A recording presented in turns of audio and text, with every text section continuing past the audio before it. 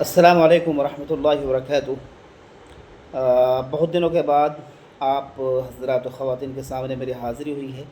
اس کا ریزن یہ رہا ہے کہ سمر ویکیشن کی وجہ سے میں ابھی فی الحال انڈیا میں ہوں، بچوں کے ساتھ، اپنی فیملی کے ساتھ، تو اس وجہ سے آپ لوگوں کو ٹائم نہیں دے پایا۔ تو آج کا جو میرا موضوع ہے وہ ہے یتیم۔ یتیم کے بارے میں قرآن کیا کہہ رہا ہے، پہلے اس کو سن لیتے ہیں۔ سورہ نساء آیت نمبر 2 میں اللہ تعالیٰ فرما رہا ہے وَلَا تَأْكُلُوا أَمْوَالَهُمْ إِلَىٰ أَمْوَالِكُمْ إِنَّهُ كَانَ حُوبًا كَبِيرًا۔ سب سے پہلے جاننے کہ یتیم جو ہے ایسے بچوں کو کہتے ہیں کہ جن کے والد کا انتقال ہو گیا ہو، فوت ہو گئے ہوں، اور جب تک وہ بالغ نہ ہوں تب تک وہ یتیم کہلاتے ہیں۔ تو اللہ تعالیٰ اس آیت میں فرما رہا ہے کہ تم یتیم کے مال کو اپنے مال کے ساتھ ملا کر کے نہ کھاؤ۔ جیسا کہ ہمارا معاشرے میں ہم نے دیکھا ہے کہ اکثر یتیم بچوں کا جو ہے حق ان کے جو ہے چچا یا ان کے بڑے ابو وہ کھا جاتے ہیں اور یتیم تک ان کا حق نہیں پہنچاتے۔ تو اللہ تعالیٰ بڑے غصے میں کہہ رہا ہے انَّهُ كَانَ حُوبًا كَبِيرًا، بہت ہی بڑا گناہ ہے، گناہ عظیم ہے، بہت بڑا گناہ ہے اگر کوئی یتیم کے مال کو کھا لیتا ہے۔ سورہ بقرہ آیت نمبر 220 میں اللہ رب العزت نے فرمایا، جب یتیموں کے بارے میں سوال کیا گیا وَيَسْأَلُونَكَ عَنِ الْيَتَامَى،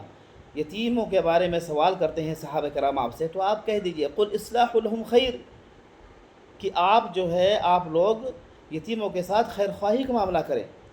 اگر یتیموں کے ساتھ خیر خواہی کا معاملہ نہیں کریں گے تو اللہ کی ناراضگی طے ہے۔ اس کے علاوہ سورہ دہر آیت نمبر 8 میں اللہ رب العزت ارشاد فرماتا ہے وَيُطْعِمُونَ الطَّعَامَ عَلَىٰ حُبِّهِ مِسْكِينًا وَيَتِيمًا وَأَسِيرًا، اور وہ لوگ یعنی جو نیک ہیں، صالحین ہیں، اور جو اللہ کی خشیت والے ہیں، وہ لوگ کھانا کھلاتے ہیں اس کی چاہت کے باوجود، اس کی محبت کے باوجود، اس کی ضرورت ہونے کے باوجود۔ ان لوگوں کو، مسکین کو یعنی جو غریب ہیں، وہ یتیمہ اور یتیم کو، وہ اسیرہ اور قیدی کو، تو کھانا کھلانا اس کی ضرورت ہونے کے باوجود یہ اللہ کو بہت ہی زیادہ پسندیدہ ہے۔ حدیث شریف میں آتے ہیں، صحیح بخاری حدیث نمبر 6005 میں حضرت سہل بن سعد یہ انصاری صحابی ہیں رضی اللہ تعالیٰ عنہ، اور ان سے روایت ہے کہ اللہ کے نبی نے فرمایا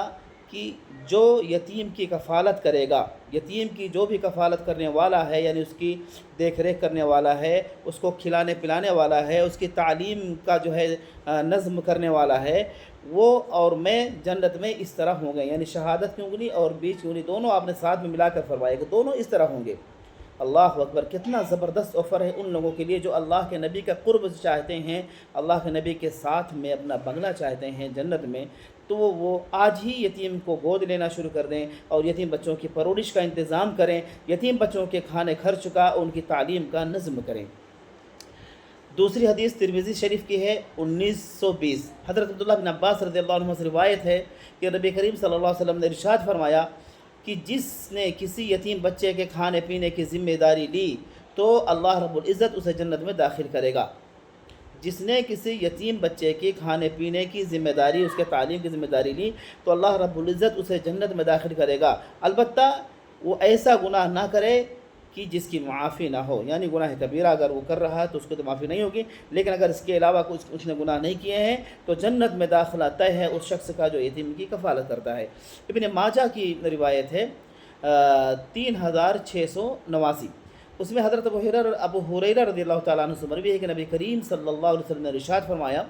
کہ مسلمانوں کے گھروں میں سب سے بہترین گھر وہ ہے اللہ رب العزت کے نزدیک،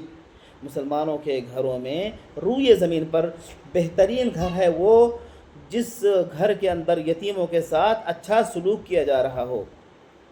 اور بدترین گھر وہ ہے روئے زمین پر اللہ کے نزدیک بدترین گھر وہ ہے کہ جس گھر کے اندر یتیم کے ساتھ ناروا سلوک کیا جا رہا ہو اور اس کے ساتھ ناانصافی کی جا رہی ہے، اس کے ساتھ ظلم کیا جا رہا ہو۔ میرے بھائیوں، میری بہنوں، غور سے سن لیجئے، ان تمام احادیثوں کا خلاصہ یہ ہے کہ ہمیں یتیموں اور بیواؤں کا بہت ہی زیادہ خیال کرنا چاہیے، چاہے وہ اپنے دور کے ہوں یا رشتہ دار میں ہوں۔ خاص طور سے آپ اپنے رشتہ داروں میں پہلے دیکھیں کہ آپ کے بھائی میں، بہن میں، چچا زاد، خالہ زاد، پھوپھی زاد، ان میں کوئی بھی اگر یتیم بچہ ہے، یتیم بچی ہے تو اس کی تعلیم و تربیت کا اور کھانے پینے کا نظم کریں۔ اور اگر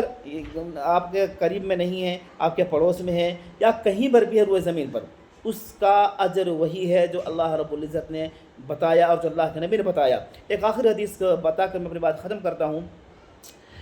یہ حضرت ابو امامہ باہلی رضی اللہ تعالیٰ عنہ سے روایت ہے، مسند احمد کی روایت ہے، 22,342 سے حدیث ہے۔ رحمت عالم محمد صلی اللہ علیہ وسلم نے ارشاد فرمایا، جس نے یتیم کے سر پر فقط اللہ کی رضا کے لیے، دکھلانے کے لیے نہیں، ریاکاری کے لیے نہیں، فقط اللہ رب العزت کی رضا کے لیے یتیم کے سر پر شفقت سے ہاتھ پھیرا، تو اس نے جس بال کو پکڑ لیا، یعنی جتنے بال پر وہ ہاتھ لگا، اس بال کے برابر فوراً اللہ رب العزت اس کو نیکیاں عطا کر دیتا ہے۔ اتنا بڑا اجر ہے یتیم کی پرورش کا اور اس کے ساتھ شفقت کرنے کا۔ بعض روایت میں آتا ہے کہ صحابہ کرام اگر ان کے بچے جو ہے باہر میدان میں کھیلتے رہتے تھے، تو یتیم بچہ بھی اگر ساتھ میں کھیلتا رہتا تھا، تو یہ اگر جاتے تھے تو اپنا کوئی کھلونا ہو یا کوئی بھی چیز ہو تو ان یتیم بچے کے سامنے نہیں دیتے تھے، اور نہ اپنے بچوں کو لاڈ اور پیار کرتے تھے یتیم بچے کے سامنے، کہ کہیں ایسا نہ ہو کہ اللہ رب العزت ناراض ہو جائے۔ اللہ تعالی ہم سب کو یتیموں اور بیواؤں کی قدردانی کی توفیق عطا فرمائے اور زیادہ سے زیادہ ان کی خدمت کرنے کی توفیق عطا فرمائے۔ آمین۔ وآخر دعوانا الحمدللہ رب العالمین۔